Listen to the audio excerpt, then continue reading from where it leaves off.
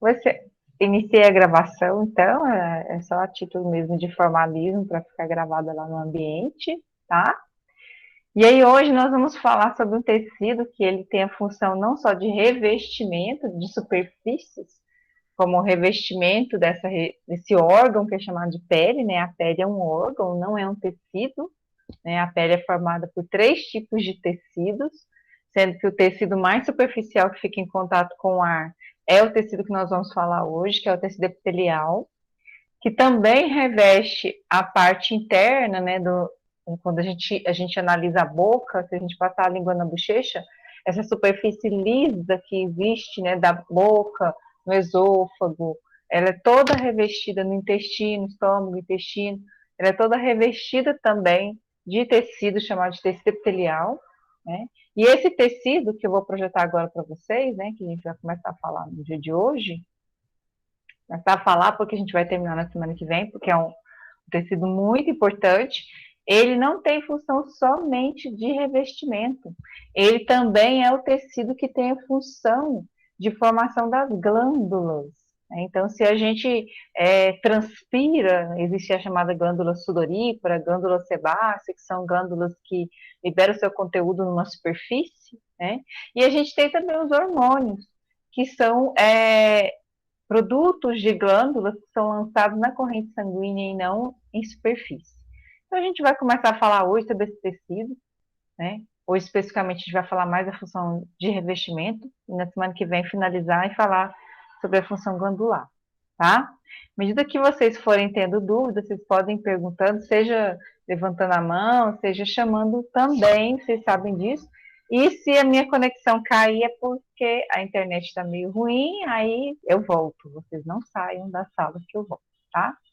Então, aqui nessa primeira imagem, só para vocês terem uma ideia, essas bolas roxas aqui, ó, são núcleos. E essa região rosada aqui é o citoplasma de uma célula, né? E o citoplasma da outra célula. Essas células muito unidas são células epiteliais. Quando as células se associam com uma finalidade em comum, formam o tecido, né? Então, se eu tenho associação de células epiteliais, aqui em cima onde eu estou passando o laser, né? Isso é o tecido, é um tipo de tecido epitelial. Aqui embaixo, se vocês olharem, está com uma estrutura com um aspecto diferenciado, né? Um aspecto rosado meio como se fossem fibras, né? E existem núcleos também, são esses pontos roxos. Aqui já é outro tipo de tecido que a gente vai falar em outra aula, que é um tecido que sempre está associado ao de cima, ao epitelial, que é o tecido conjuntivo, certo? Bom, o tecido epitelial, então, né? Se a gente olhar nessa imagem aqui à esquerda, isso é uma imagem de microscopia de luz, a gente quando vai diferenciar os tipos de tecido epitelial, a gente utiliza a microscopia de luz, que é o que a gente tem lá no instituto, tá? Então, na histologia, a microscopia mais utilizada é a de luz. Quando você parte para pesquisa mesmo, propriamente dita, você pode usar a microscopia eletrônica, tá? Então, aqui, a gente, à esquerda, nessa imagem, a gente vê essa mancha roxa, né? Aqui seria, então, o tecido epitelial. E aqui nessa parte rosada aqui de baixo seria o tecido que sempre está associado ao tecido epitelial, que é o conjuntivo. Aqui em cima, essas estruturas alongadas aqui em cima, é uma camada chamada de queratina. Então, isso aqui seria um corte, né, da pele, onde a gente tem aqui a queratina, que é um tipo de proteína, não é tecido. A gente tem o tecido epitelial e aqui embaixo o tecido conjuntivo. Mas para ser chamado de pele, porque a pele é um órgão, a gente tem que ter um terceiro tecido aqui embaixo, que é o tecido adiposo, a gente vai falar isso daqui a pouco, tá?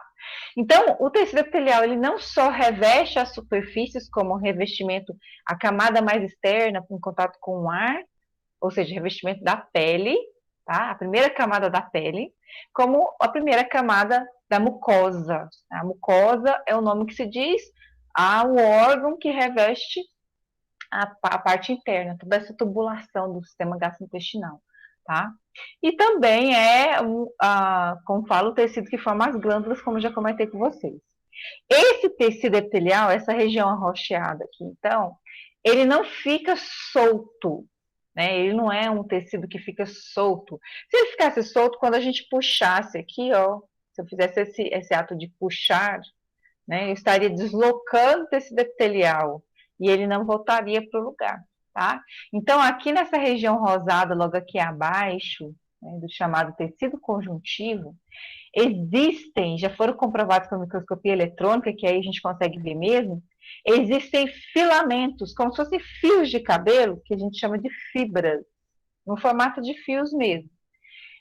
E essa associação dessas fibras, nós chamamos de lâmina basal.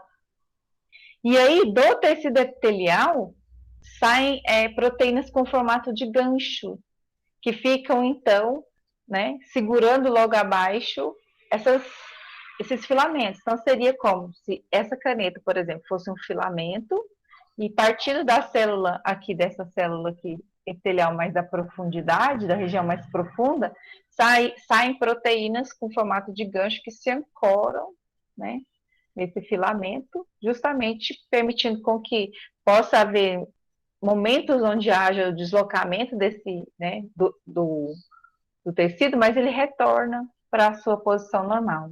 Então, essa região com muitos filamentos, a gente chama de lâmina basal, tá? As células são muito unidas, muito, muito, muito unidas. E tem que ser mesmo. Imagina se as células aqui dessa região aqui que reveste a pele fossem células que se separassem facilmente, né? Qualquer pancada poderia separar essa célula e aí abriria, né? E iria ocorrer a exposição dos órgãos internos, por exemplo. Não seria legal, tá? Essa união é necessária, tá? Então, quase não existe um material intercelular entre uma célula e outra, porque elas são justapostas. Elas são muito, muito unidas, tá? E não há vaso sanguíneo aqui, não há capilar nessa região entre uma célula e outra, não consegue, elas são tão unidas, a gente vai ver que elas têm um momento que elas, inclusive, têm as membranas fundidas para garantir essa proteção, né? Imagine, gente, se aqui fosse, qualquer momento, a célula se afastasse uma da outra, não ia ser legal, né? Então, não há vascularização, não há vasos sanguíneos nessa região do tecido epitelial. Os vasos sanguíneos, eles estão aqui, ó, nessa região rosada, que é outro tipo de tecido, que é o tecido conjuntivo.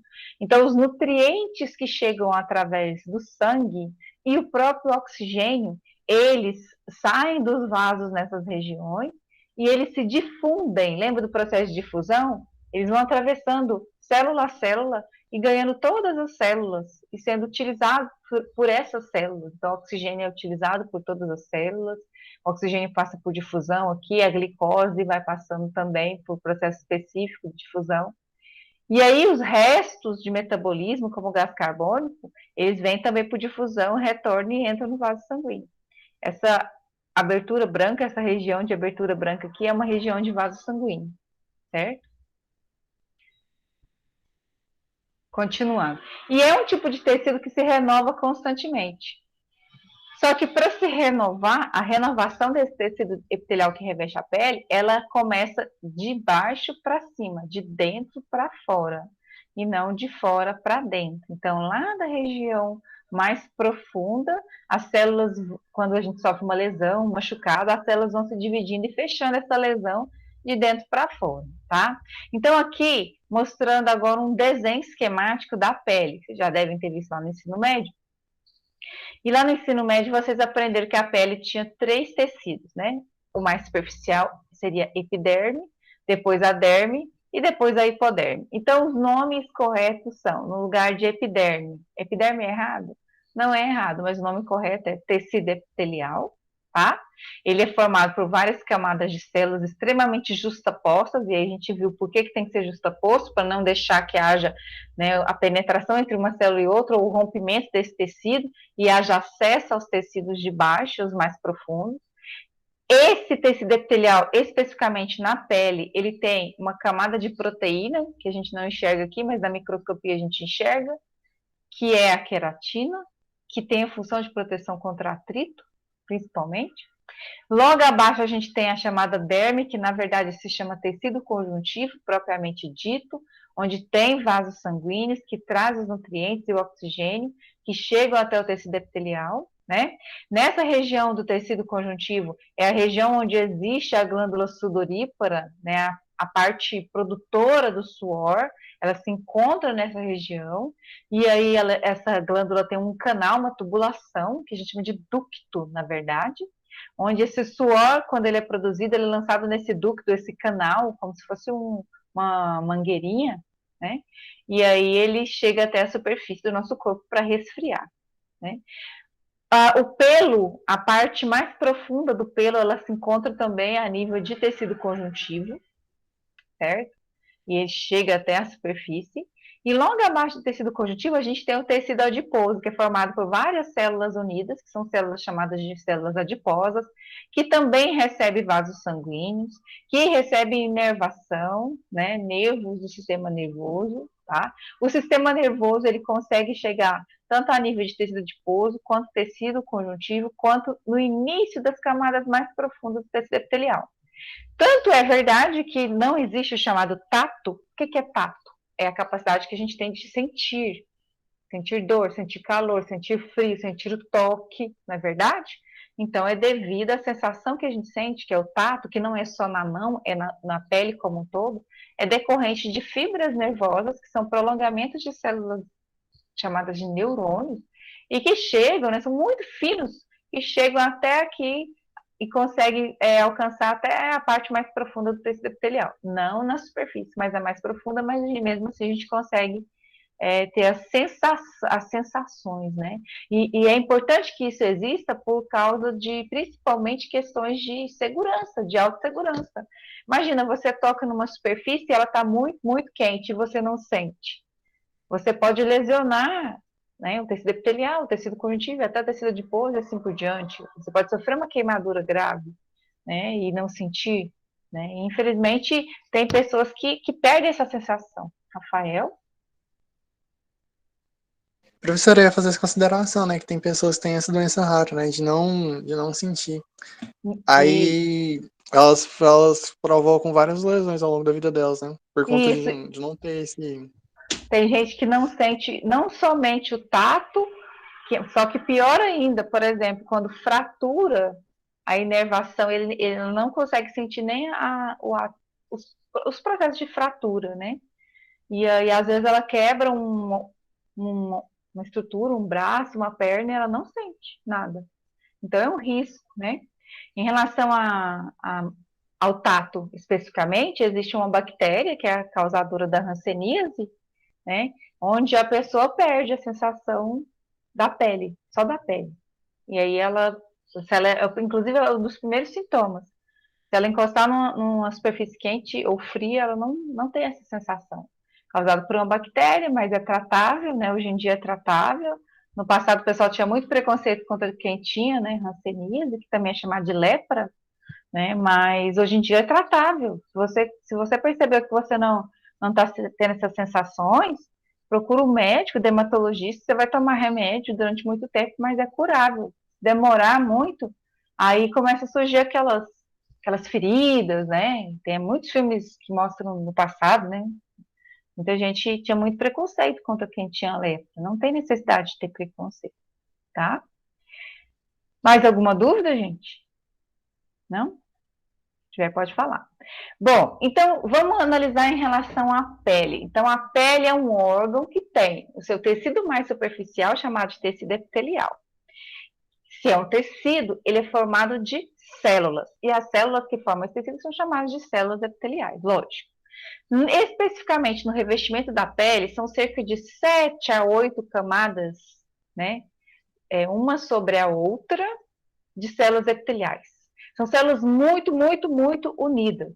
E essas células têm, na região próxima à superfície, onde o ar se encontra, uma camada de proteína que é a queratina, que está representada aqui pela essa estrutura amarronzada, certo? A queratina é produzida pelas próprias células epiteliais, mais da superfície. São as células que são chamadas de queratinócitos, mas são células epiteliais.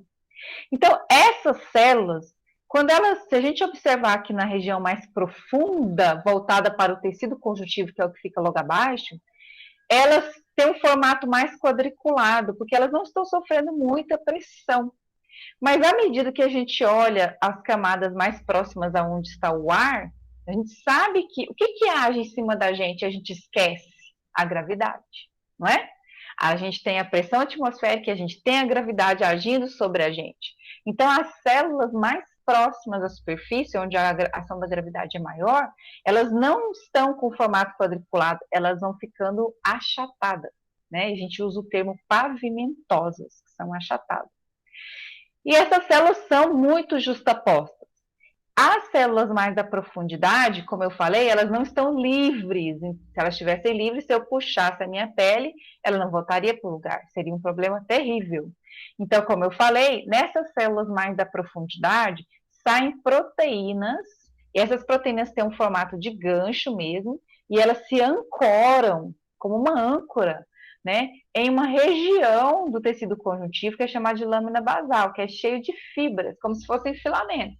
Então, a gente pode imaginar, toda casa tem um alicerce, então seria como se a gente tivesse, então, nesse alicerce saindo do chão para a profundidade do chão, vários ganchos, né? E nesse chão lá embaixo do cimento, né, a gente teria vários filamentos para ancorar mesmo, para deixar bem firme, porque é que a gente às vezes pode promover o deslocamento desse tecido. Eu mesmo estou forçando aqui esse deslocamento, né? Então, aqui é chamada de lâmina basal, mas a gente usa esse termo especificamente quando a gente estiver observando microscopia eletrônica, a gente vai falar daqui a pouco. Então, todas as células do tecido epitelial elas são juntas, unidas. E o que faz com que elas não se separem? São estruturas que mantêm uma célula grudada à outra, que nós chamamos de junções celulares. Então, existem as junções que mantêm uma célula grudada na outra, chamadas junções intercelulares, e há aquelas que eu comentei com vocês que saem dessas células mais profundas e que se ancoram nos filamentos da lâmina basal, são chamadas junções célula-matriz. Então, aqui a gente tem a junção célula-célula, que olha aqui, um gancho no outro. São proteínas chamadas de cadeirilhas, né, que saem de uma célula para outra célula e aí formam ganchos que não deixam essas células se separarem. É um tipo de junção. E aqui a gente tem os que saem da célula mais profunda em direção aos filamentos e se ancoram nesses filamentos. Vamos olhar aqui agora os tipos de junções de forma bem sintética, né? Então, a gente tem junções células a células, que são ganchos que saem de uma célula até a outra, que na verdade são proteínas chamadas de cadeirinas. São chamadas junções de ancoramento, que ancoram uma célula a outra, ou junções de adesão. E tem essas aqui, ó, que ancoram a célula ao filamento que fica no tecido conjuntivo de baixo, né? São chamadas de adesões focais, hemidesmossomos, né? São tipos de junções. Aqui a gente tem outro tipo de junção. Nas células epiteliais, na região mais alta delas, as membranas se fundem. Isso mesmo, a membrana de uma célula, lembra que as membranas celulares elas são formadas de proteínas e lipídios? As proteínas se fundem, então fica impossível passar alguma coisa entre uma célula e outra. Fica impossível. Então não passa nada entre uma célula e outra. Isso é chamado de zônula ou junção ocludente ou de oclusão. Oclusão significa que ocorre, então, o bloqueio, né, da passagem de uma coisa entre a outra. Isso é muito importante, porque você imagina na pele. Imagina se eu entre em contato com... Eu deixo cair aqui um líquido com algo que tinha uma ameba, por exemplo. Esse líquido, essa água com a ameba. E essa ameba conseguisse passar entre uma célula e outra. Ou bactérias. Sabe que na superfície da nossa pele a gente tem muitos Staphylococcus aureus, né? Que é um tipo de bactéria. Ele não consegue atravessar as células epiteliais. Staphylococcus aureus não consegue.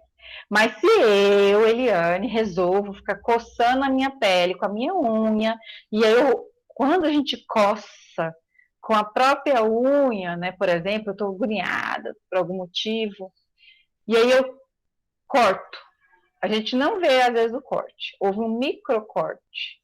Eu rompi as células epiteliais.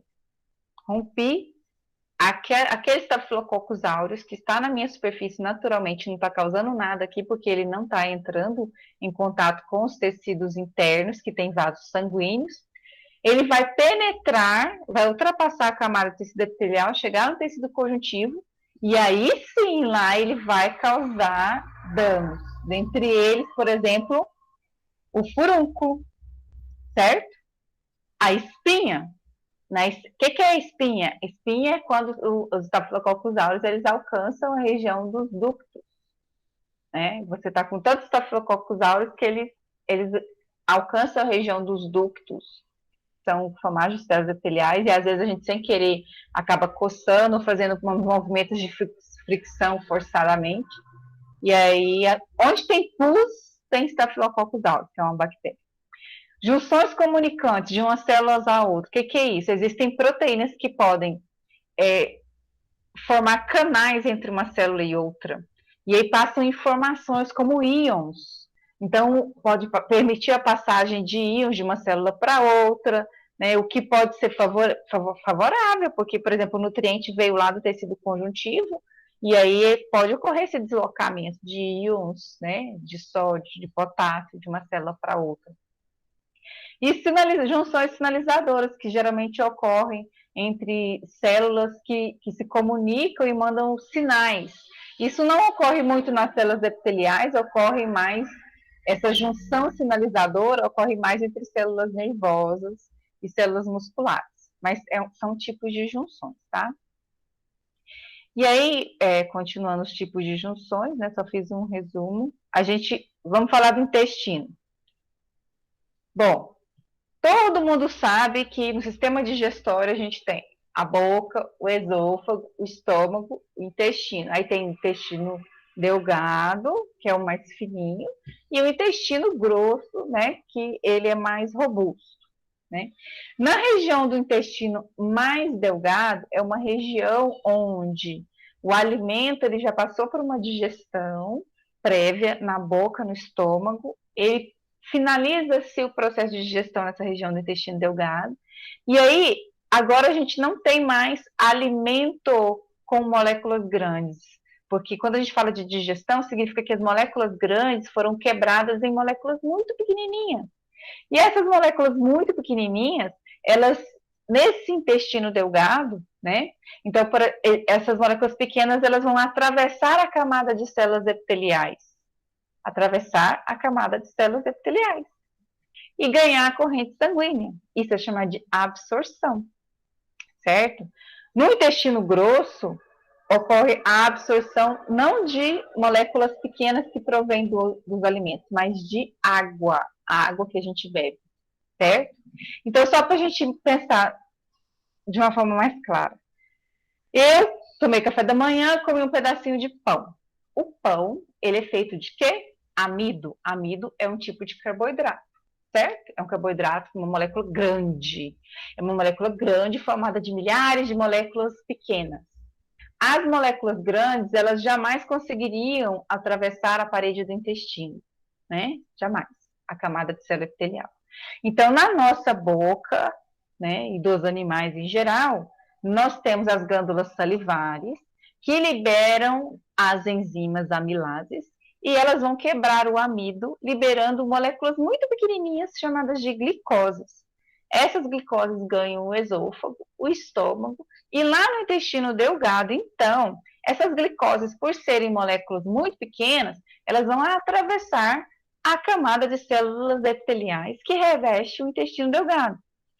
Então, isso é chamado de absorção. Então, a glicose ela vai conseguir atravessar essa camada de células. Então, no intestino delgado, só existe uma camada de célula epitelial.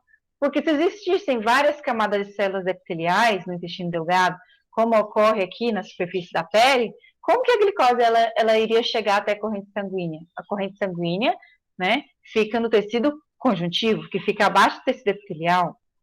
Se eu tivesse várias camadas de células, como na pele, a glicose, quando ela estivesse passando de uma camada para outra, ela era usada, né? A glicose é usada pelas células epiteliais da única camada do intestino delgado? sim, só que a quantidade de glicose que penetra nessa célula, nessa única camada de células, é muito grande. Então, a célula usa uma pequena quantidade, é uma camada só, o restante atravessa essa única camada e chega ao tecido conjuntivo. E aí, o nosso corpo dos animais, ele é tão, mas tão perfeito que, para melhorar a capacidade de absorção desses nutrientes, que estão na forma de moléculas pequenas, na região do intestino delgado, ocorre uma elevação, né, da estrutura daquele órgão que é o intestino.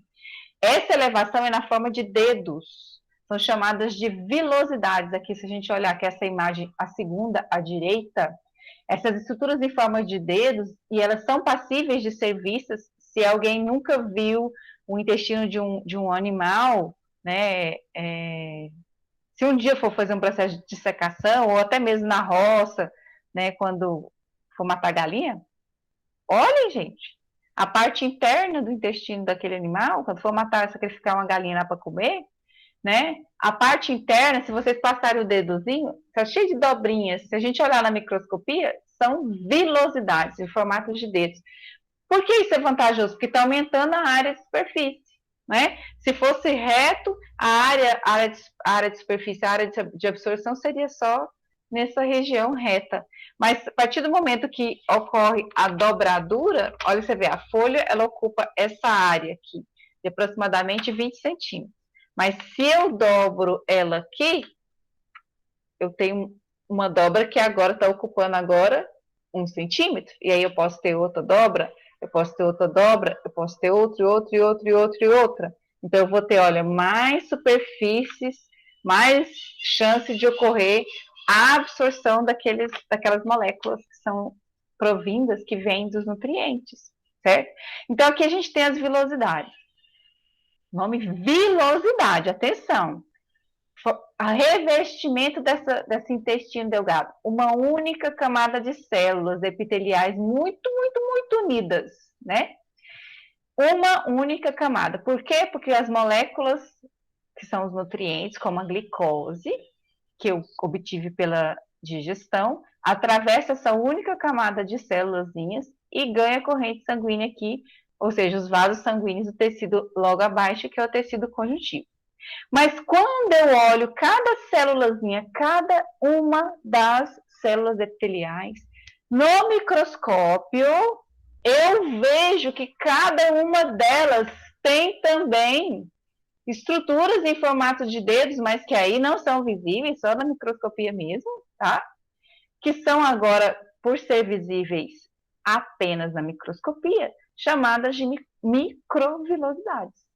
Então, em cada uma das células epiteliais, eu tenho na parte superior várias dobras que são chamadas de microvilosidades.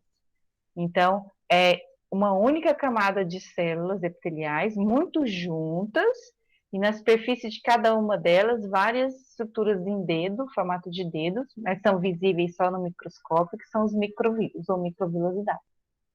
Uma célula extremamente unida à outra, e tem que ser, gente, imagina lá no intestino, a gente está comendo coisas, a gente come coisas que são boas e às vezes coisas que a gente nem imagina que estão levando micro-organismos, não é?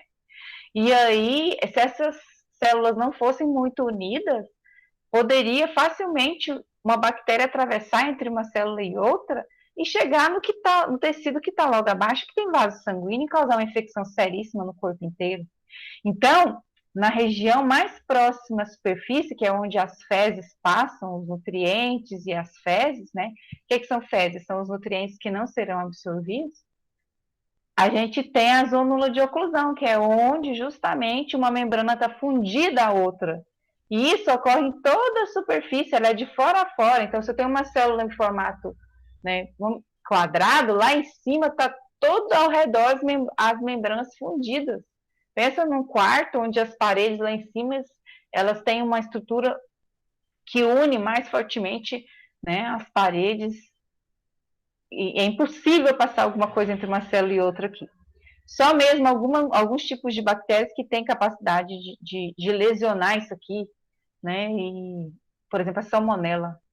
tá? A salmonela, infelizmente, ela tem a gente chama de virulência, uma capacidade de lesionar e romper essas adesões entre uma célula e outra.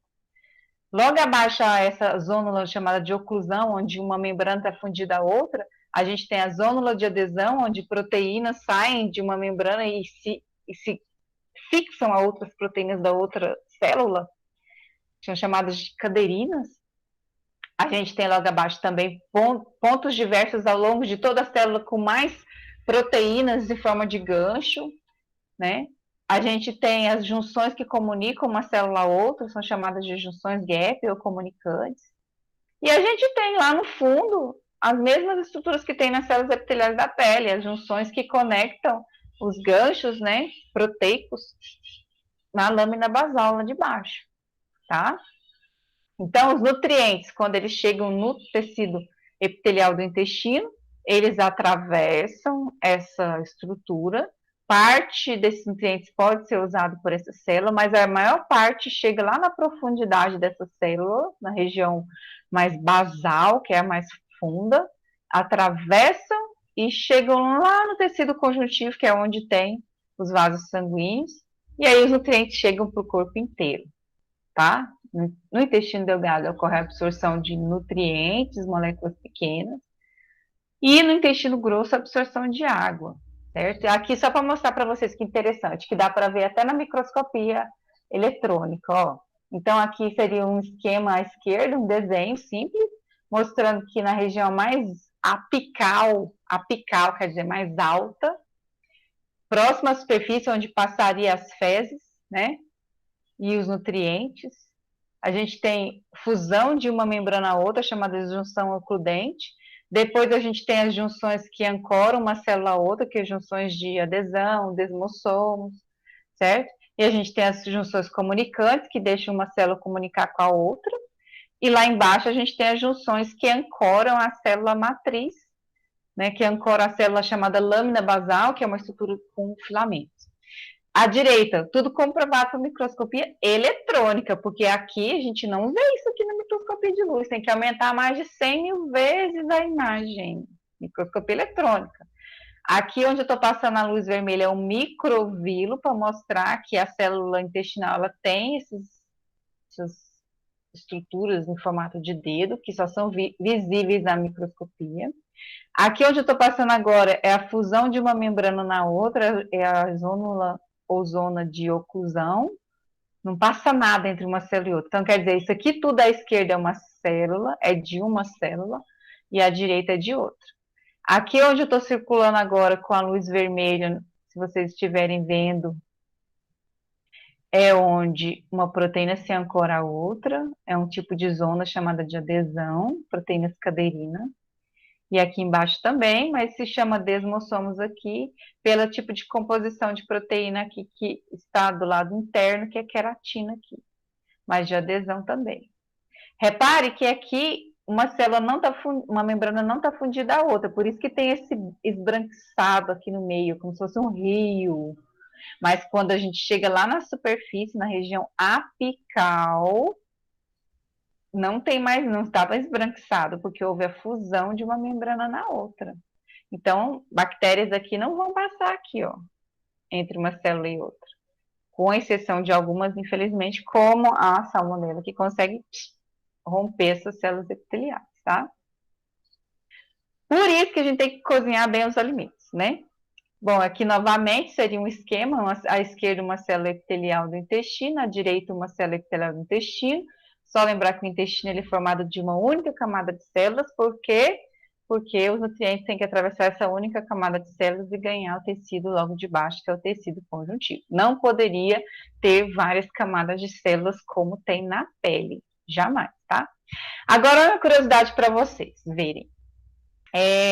Células cancerígenas, por exemplo, às vezes eu estou com uma pinta esquisita. O que é uma pinta esquisita? Uma pinta que eu olho no espelho e de repente ela começa a aumentar. Ou uma pinta que eu começo a observar que ela era marrom e agora está mais marrom escuro, depois o outro dia fica ao redor meio avermelhado, vai mudando a cor. Isso não é normal, tá? Pode ser câncer de pele, melanoma, né? O melanoma, o câncer de pele, ele é um tipo de câncer que ele não depende de carga genética. Os outros tipos de câncer, eles têm uma associação entre a genética e o ambiente, o que a gente entra em contato no dia a dia. Sim, às vezes produtos tóxicos, por exemplo, de laboratório, tá? A célula cancerígena, ela tem uma capacidade de alterar as células laterais. Então, se, por exemplo, eu estou com uma pinta, e aí eu resolvo ir no médico que não é especialista em câncer. Isso já aconteceu, né? Aconteceu com uma amiga da minha irmã, ela estava com uma pinta, e ela foi no médico que não era especialista em câncer, e ele simplesmente veio com um laserzinho, tchum, vamos tirar essa pinta. Só que não era só uma pinta, era um melanoma. E aí, quando ele fez esse procedimento, ele lesionou aquela região, algumas poucas células ganharam o tecido que fica logo abaixo do tecido epitelial, que é um tecido cheio de vaso sanguíneo, que é o tecido conjuntivo. O que acontece, então?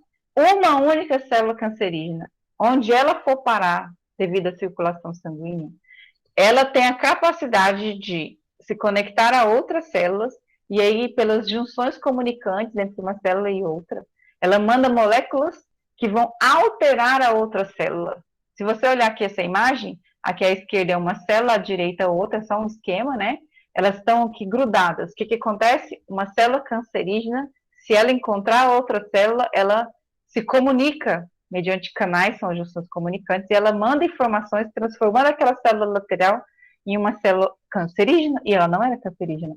Então, quando a gente tem uma suspeita de pinta esquisita, mudando de cor, ao redor está diferente, o que a gente faz? A gente vai no médico que é o oncologista, não dermatologista. A não ser que o dermatologista seja um oncologista, que é um médico especialista em câncer, mas o correto é você ir no médico oncologista, tá? Sempre olhem o currículo do médico antes de ir no médico, tá, gente? A gente tem que ser esperto em relação a isso, tá bom? Então, assim, só para lembrar que as junções comunicantes, elas existem para transferência de íons e, às vezes, pequenas moléculas, sinais químicos que vão, às vezes, alterar a célula na lateral, tá? Bom, então, o tecido epitelial, ele sempre está ancorado ao tecido conjuntivo através de filamentos que existem, né, que eu comentei com vocês, logo abaixo das células mais profundas. Esses filamentos, né, formam um local que se chama lâmina basal, que é formado, na verdade, esses filamentos por proteínas, são tipos de proteínas. Proteínas que se chamam colágeno, já ouviram falar do colágeno, né? Glicoproteínas, etaquitinas, proteoglicanas. Interessante, né, o colágeno, porque o colágeno, ele dá resistência, né? E a gente vai perdendo ao longo dos anos.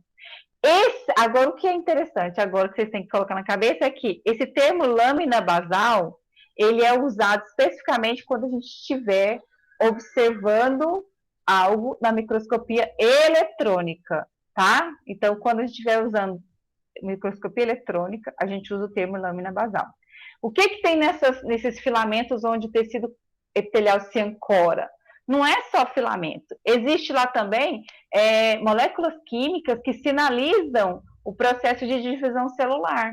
Então, se eu sofri um corte e eu lesionei o tecido epitelial, o que permite com que esse corte se feche são sinais químicos, moléculas químicas que ficam nessa região dessa lâmina basal.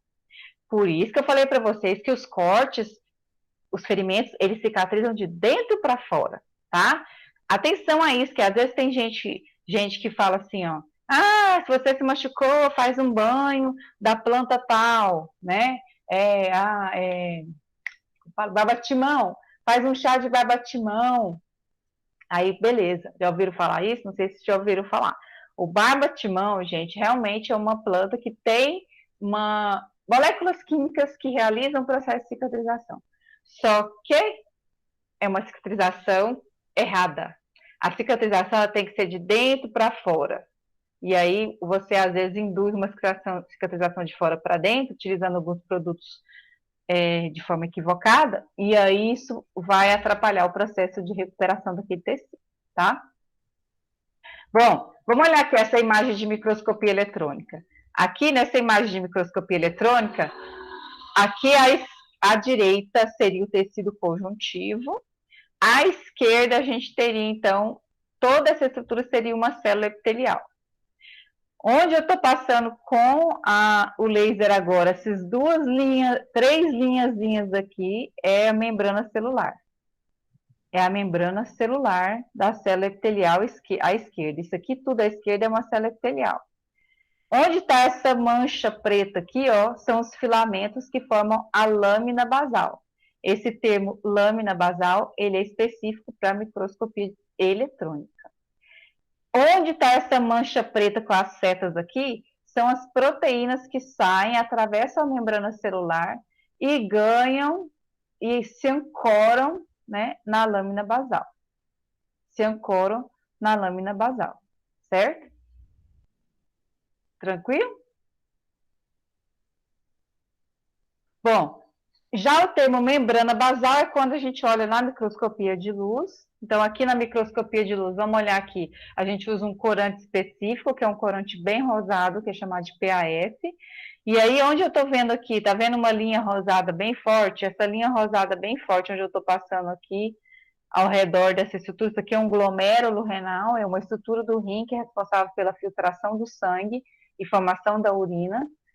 Onde eu estou passando aqui com um laser, nesse momento, na verdade, não tem só um tipo de lâmina basal, tem duas lâminas basais. Então, quando você junta duas lâminas basais e usa uma coloração específica e olha na microscopia de luz, a gente usa o termo membrana basal. Então, membrana basal, microscopia de luz, microscopia eletrônica, lâmina basal, tá? E em relação, para a gente finalizar a aula de hoje, então, em relação às células epiteliais, né? Existem diferentes formatos, e a gente vai ver na próxima aula que, de acordo com o formato, a gente vai classificar o tecido de acordo com a quantidade de camadas, tá? Então, existe o formato mais cúbico, são células mais quadradinhas, a gente chama de cúbicas, onde o núcleo é arredondado. Se eu olhar uma imagem de microscopia e eu ver só o núcleo arredondado, significa que a célula é cúbica. Sempre vai ser assim. Então, onde eu ver o núcleo arredondado, a célula é cúbica. Onde eu ver o núcleo mais achatado, a célula é achatada também, a gente chama de pavimentosa. Onde eu ver a célula mais alongada na vertical, a gente chama de célula cilíndrica, colunar ou cilíndrica. Olha que interessante esse tecido aqui à direita. A gente vai falar dele semana que vem, mas vocês já podem, vamos ver quem vai lembrar. Essa estrutura que eu estou passando aqui, onde está o laser, é uma célula específica chamada de célula caliciforme, produtora de muco. Essa célula produtora de muco, ela pode estar presente na traqueia, por exemplo. Ela lança esse muco na superfície do tecido. Essa célula cilíndrica, ou colunar, uma célula alongada, com núcleo alongado, tem cílios na superfície, né? O muco a gente lança na superfície onde o ar entra, né? Todo mundo sabe, né? Que a gente, né? Catarro, gente, chama muco, cujo nome, na verdade, é mucopolissacarídeo. É um tipo de proteína associada a carboidrato. Importantíssimo para reter poeira, micro-organismos, e esses cílios aqui, eles batem de dentro para fora, né? Aqui à esquerda é um tipo de célula cúbica presente lá na região dos rins. Aqui acima é o tecido de revestimento da mucosa, que é a parte interna. Como que eu sei que é da mucosa? Observem aqui em cima, não tem aquela linha, aquelas linhas, né, que significam que são linhas de queratina, tá? Ok? E outro item para a gente, então, fechar o dia de hoje, sempre o tecido epitelial, ele é ancorado no tecido conjuntivo. A região das células mais próximas ao tecido conjuntivo, a gente chama de região basal. Basal. A região mais próxima à superfície, a gente chama de região apical. Região basal, mais próxima ao tecido conjuntivo. Região apical, mais próxima à superfície, e essa é a superfície mesmo. Só para a gente relembrar, olha aqui, gente, essa linha aqui, ó, colorida por um corante específico, dividindo o tecido epitelial com as células extremamente juntas e o tecido conjuntivo. Aqui é o quê? A membrana basal. Isso aqui é microscopia de luz, então isso aqui é a membrana basal, certo? Falei demais, gente, hoje. Ninguém perguntou nada? Pergunta. Perguntas? Tá tudo beleza, professora. Tá, né, Matheus? Então tá bom. Então, gente, eu vou finalizar a gravação e vou colocar a gravação lá no